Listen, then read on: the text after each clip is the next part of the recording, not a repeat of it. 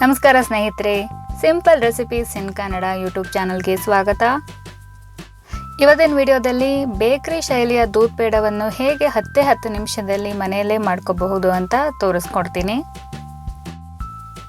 ಮೊದಲಿಗೆ ನಾನಿಲ್ಲಿ ಒಂದು 3/4 ಕಪ್ ಆಗುವಷ್ಟು ಸಕ್ಕರೆ, ಆ ಸಕ್ಕರೆಗೆ ಒಂದು 3 ಏಲಕ್ಕಿನ ಹಾಕಿಬಿಟ್ಟು ಸಕ್ಕರೆನ ಪುಡಿ ಮಾಡ್ಕೊತಾ ಇದ್ದೀನಿ. ಸಕ್ಕರೆನ ಡೈರೆಕ್ಟಾಗಿ ಹಾಕೋಬಹುದು, ಪುಡಿ ಮಾಡಬೇಕು ಅಂತ ಏನಿಲ್ಲ. ನಾನಿಲ್ಲಿ ಏಲಕ್ಕಿನ ಪುಡಿ ಮಾಡೋಕ್ಕೋಸ್ಕರ ಸಕ್ಕರೆನ ಸೇರಿಸಿ ಪುಡಿ ಮಾಡಿದ್ದೀನಿ ಅಷ್ಟೇ. ನೆಕ್ಸ್ಟ್ ನಾನಿಲ್ಲಿ ಒಂದು ಪಾತ್ರೆಗೆ 2 ಸ್ಪೂನ್ ಆಗುವಷ್ಟು ತುಪ್ಪನ ಹಾಕಿದ್ದೀನಿ. ಈ ರೀತಿ ಪೇಡ ಮಾಡೋದಕ್ಕೆ ಜಾಸ್ತಿ ತುಪ್ಪದ ಅವಶ್ಯಕತೆನೂ ಇಲ್ಲ, ಹಾಗೆ ಕೋವದ ಅವಶ್ಯಕತೆ ಕೂಡ ಇಲ್ಲ.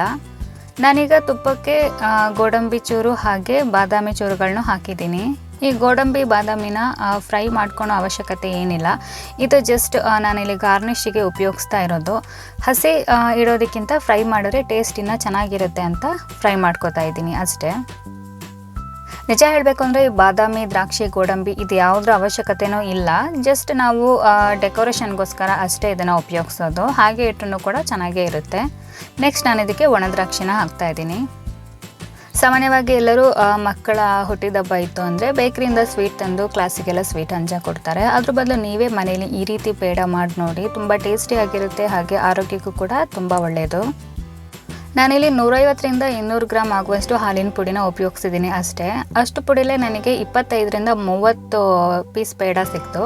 ನೀವೊಂದು ಸ್ವಲ್ಪ ಜಾಸ್ತಿ ಹಾಕಿ ಮಾಡಿದ್ರೆ ಇನ್ನೂ ಜಾಸ್ತಿ ಪೇಡನ ಮನೇಲೇ ಮಾಡಬಹುದು. ಆಚೆ ಕಡೆ ತರೋದಕ್ಕಿಂತ ಮನೇಲೇ ಮಾಡೋದು ಒಳ್ಳೇದನ್ಸುತ್ತೆ.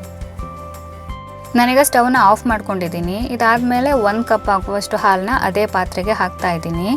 ಹಾಲನ್ನು ಕುದಿ ಬರ್ಸ್ಕೋಬೇಕು, ಕಾಯಿಸ್ಕೋಬೇಕು ಅಂತ ಏನೂ ಇಲ್ಲ. ಹಾಲು ತಣ್ಣಗಿರುವಾಗಲೇ ನಾನು ಅದಕ್ಕೆ 2 ಕಪ್ ಆಗುವಷ್ಟು ಹಾಲಿನ ಪುಡಿನ ಹಾಕ್ತಾ ಇದ್ದೀನಿ.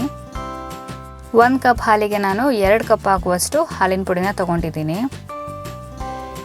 ನೀವು ಧಾರವಾಡ ಪೇಡ ಮಾಡಬೇಕು ಅಂದರೆ ಹಾಲಿನ ಪುಡಿನ ಡ್ರೈ ರೋಸ್ಟ್ ಮಾಡ್ಕೋಬೇಕಾಗತ್ತೆ. ಡ್ರೈ ರೋಸ್ಟ್ ಇಲ್ಲಾಂದರೆ ತುಪ್ಪದಲ್ಲಿ ಇದನ್ನ ಸ್ವಲ್ಪ ರೋಸ್ಟ್ ಮಾಡಿಕೊಂಡು ಕಲರ್ ಚೇಂಜ್ ಮಾಡ್ಕೊಳ್ಬೇಕಾಗತ್ತೆ. ಆದರೆ ನೀವು ದೂದ್ ಪೇಡ ಮಾಡೋದಂತಾದರೆ ಹಾಲಿಗೆ ಡೈರೆಕ್ಟ್ ಹಾಲಿನ ಪುಡಿನ ಹಾಕಿಬಿಟ್ಟು ಮಾಡೋದಾಗತ್ತೆ. ಈಗ ನಾನು ಆಗಲೇ ಮಾಡ್ಕೊಂಡಿದ್ದೆ ಅಲ್ವಾ ಸಕ್ಕರೆ ಪುಡಿ, ಅದನ್ನು ಹಾಕ್ತಾ ಇದ್ದೀನಿ. ಆ್ಯಕ್ಚುಲಿ ನಾನಿಲ್ಲಿ ಪೂರ್ತಿ ಸಕ್ಕರೆ ಪುಡಿನೂ ಹಾಕ್ತಾ ಇಲ್ಲ, ಒಂದು ಸ್ವಲ್ಪ ಉಳಿಸಿದ್ದೀನಿ, ಯಾಕಂದರೆ ಇದು ಇಷ್ಟೇ ಸಾಕಾಗುತ್ತೆ ಅಂತ.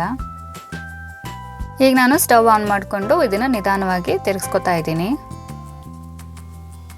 ಸ್ಟಾರ್ಟಿಂಗಲ್ಲಿ ಗಂಟು ಅನ್ಸಿದ್ರೂ ಅದು ಕ್ರಮೇಣ ಸರಿಯಾಗ್ತಾ ಬರುತ್ತೆ. ಗಂಟಾಯಿತು ಅಂತ ಟೆನ್ಷನ್ ಏನು ಮಾಡ್ಕೊಳ್ಬೇಡಿ. ಈಗ ಇದಕ್ಕೆ 1 ಚಿಟಿಕೆ ಉಪ್ಪನ್ನ ಹಾಕಿ ಚೆನ್ನಾಗಿ ಮಿಕ್ಸ್ ಮಾಡ್ಕೊತಾ ಇದ್ದೀನಿ. ನಾನು ಆಗಲೇ ಹೇಳಿದೆ ಅಲ್ವಾ ಫ್ರೆಂಡ್ಸ್, ಹಾಲಿನ ಪುಡಿನ ಒಂದು ಸ್ವಲ್ಪನೂ ಹುರಿದೆ ಡೈರೆಕ್ಟಾಗಿ ಮಾಡಿದ್ರೆ ಅದು ದೂದ್ ಪೇಡ, ಹಾಗೆ ಸ್ವಲ್ಪ ಜಾಸ್ತಿ ಹುರಿದು ಪೇಡ ಮಾಡಿದ್ರೆ ಅದು ಧಾರವಾಡ ಪೇಡ. ಒಂದು ಸ್ವಲ್ಪ ನೀವು ಹಾಲಿನ ಪುಡಿನ ಸ್ವಲ್ಪ ಹುರಿದ್ಬಿಟ್ಟು ಮಾಡಿದ್ರೆ ಅದು ನಿಮಗೆ ಪಾವನ ಪೇಡ ಆಗುತ್ತೆ. ಈ ಪಾವನ ಪೇಡ ಅಂದರೆ ಏನು, ಅದನ್ನು ಹೇಗೆ ಮಾಡೋದು ಅಂತ ನೆಕ್ಸ್ಟ್ ವಿಡಿಯೋದಲ್ಲಿ ತೋರಿಸ್ಕೊಡ್ತೀನಿ. ಈ ರೀತಿ ಚೆನ್ನಾಗಿ ಮಿಕ್ಸ್ ಮಾಡ್ಕೋಬೇಕು.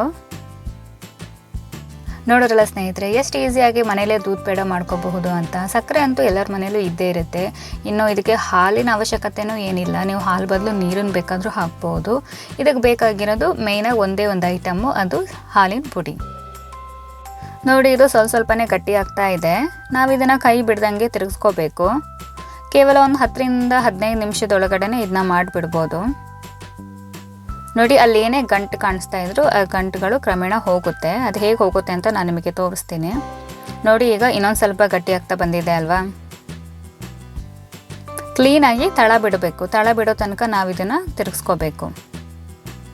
ನೀವು ಇದಕ್ಕೆ ಜಾಸ್ತಿ ತುಪ್ಪ ಹಾಕಿದಷ್ಟು ಕೂಡ ರುಚಿ ಹೆಚ್ಚಾಗುತ್ತೆ. ಆದರೆ ನಾನು ಮೊದಲೊಂದು 2 ಸ್ಪೂನ್ ತುಪ್ಪ ಹಾಕಿದ್ದೆ, ಈಗ 1 ಸ್ಪೂನ್ ತುಪ್ಪ ಹಾಕ್ತಾ ಇದ್ದೀನಿ ಅಷ್ಟೇ.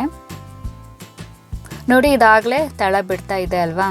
ಇಷ್ಟು ತಳ ಬಿಟ್ಟರೆ ಸಾಕು.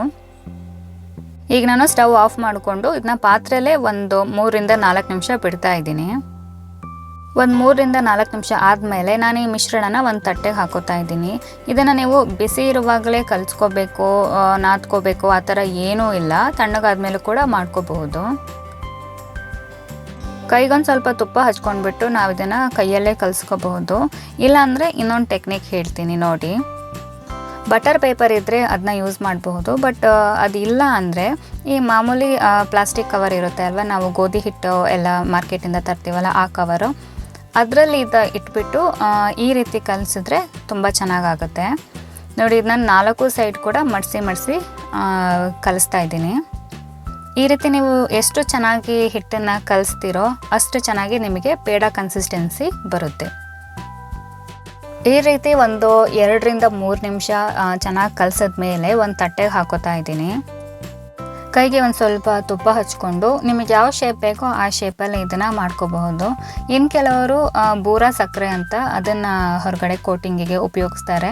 ನಾನು ಹೇಳೋದಂದರೆ ನೀವು ಆ ರೀತಿ ಸಕ್ಕರೆನ ಉಪಯೋಗಿಸೋದೇ ಬೇಡ. ನಾವು ಆಲ್ರೆಡಿ ಶುಗರ್ನೆಲ್ಲ ಹಾಕಿರ್ತೀವಿ ಅಲ್ವಾ, ಸಕ್ಕರೆ ಅಂಶ ತುಂಬ ಇರುತ್ತೆ. ಇನ್ನು ಹೊರಗಡೆನೂ ಶುಗರ್ ಕೊಟ್ಟಿದ್ರೆ ಸ್ವಲ್ಪ ಓವರ್ ಆಗುತ್ತೆ ಶುಗರ್ ಅಂತ ನನ್ನ ಅಭಿಪ್ರಾಯ. ನೋಡಿ, ನಾನು ಆಗಲೇ ಫ್ರೈ ಮಾಡ್ಕೊಂಡಿದ್ದೆ ಅಲ್ವಾ, ಅದನ್ನು ಈಗ ಇಲ್ಲಿ ಮಧ್ಯದಲ್ಲಿ ಇಡ್ತಾ ಇದ್ದೀನಿ. ನೋಡಿದ್ರಲ್ಲ ಸ್ನೇಹಿತರೆ, ಕೇವಲ 150 ರಿಂದ 200 ಗ್ರಾಮ್ ಹಾಲಿನ ಪುಡಿಯಲ್ಲಿ ಎಷ್ಟು ಪೇಡ ಆಯಿತು ಅಂತ. ಆ್ಯಕ್ಚುಲಿ ನಾನೊಂದು ಸ್ವಲ್ಪ ಇಲ್ಲಿ ದೊಡ್ಡ ಸೈಜಲ್ಲೇ ಮಾಡಿದ್ದೀನಿ. ನೀವು ಬೇಕಾದ್ರೆ ಇನ್ನೂ ಚಿಕ್ಕ ಸೈಜಲ್ಲಿ ಮಾಡಿಕೊಂಡ್ರೆ ನಿಮಗೆ 30 ರಿಂದ 35 ಪೇಡ ಅಂತೂ ಆರಾಮಾಗುತ್ತೆ. ಈ ಪೇಡ ಮಾಡಿದ ದಿನ ನಿಮಗೆ ಸ್ವಲ್ಪ ಮೆತ್ತಗಿದೆ ಅಂತ ಅನಿಸುತ್ತೆ, ಬಟ್ ನೆಕ್ಸ್ಟ್ ಡೇಗೆ ನಿಮಗೆ ಕನ್ಸಿಸ್ಟೆನ್ಸಿ ಅಂತೂ ಕರೆಕ್ಟಾಗಿ ಬೇಕ್ರಿ ಶೈಲಿಯಲ್ಲೇ ರೆಡಿಯಾಗಿರುತ್ತೆ. ನೋಡಿ ಫ್ರೆಂಡ್ಸ್, ಇದು ನಾನು ನೆಕ್ಸ್ಟ್ ಡೇ ಮಾಡಿರುವಂಥ ವಿಡಿಯೋ.